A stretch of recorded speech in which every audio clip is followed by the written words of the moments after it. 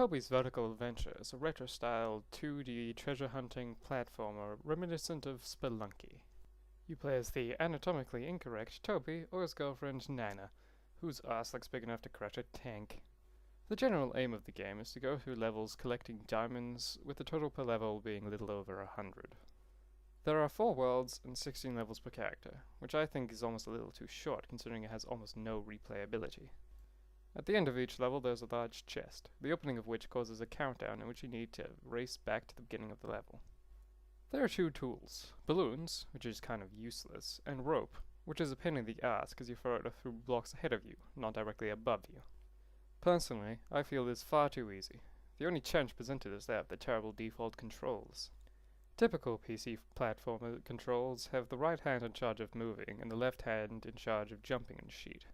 However, God knows why, Tobe's Vertical Adventure reverses this, so that not only do you have to learn a new control set, you also have to forget the style that you're used to, which will trip you up if you return to any other platformer. There's a local co-op mode, which I haven't tried, but here's my prejudiced opinion. It looks shit. Those aren't really big enough, or difficult enough, to justify having 2 players, and it's fundamentally flawed because it's local co-op. 2 people using the same keyboard is just a bad idea in general.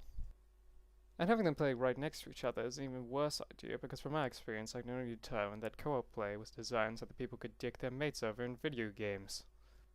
Because of this, it seems to me that this co-op mode is fairly superfluous and is added in as an afterthought at the end of production, simply so it could be used as a marketing point.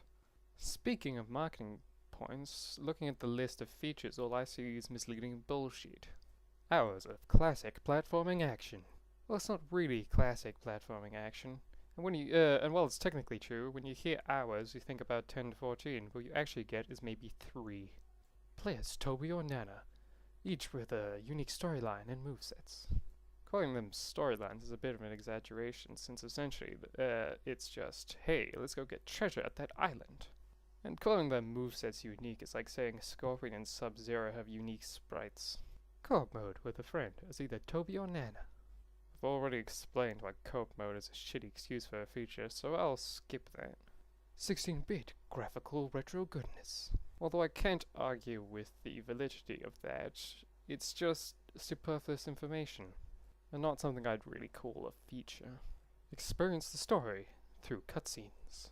That's the second time the story has been mentioned, and those cutscenes are merely PowerPoint presentations of Tobe being dragged from island to island. To put it concisely, these features are all superfluous and exaggeration used to justify the game having a price, and give the impression that there is more to the game than 32 repetitive levels. Tobe's Vertical Adventure is Spelunky with a parkour twist, yet still fails to compare. Honestly, I wouldn't waste £3.50 on this crap that looks like it was made in Game Maker. On the positive side, however, I like rescuing chickens, if not simply for the sound they make when you do. Thanks for watching, and please subscribe and like if you enjoyed it.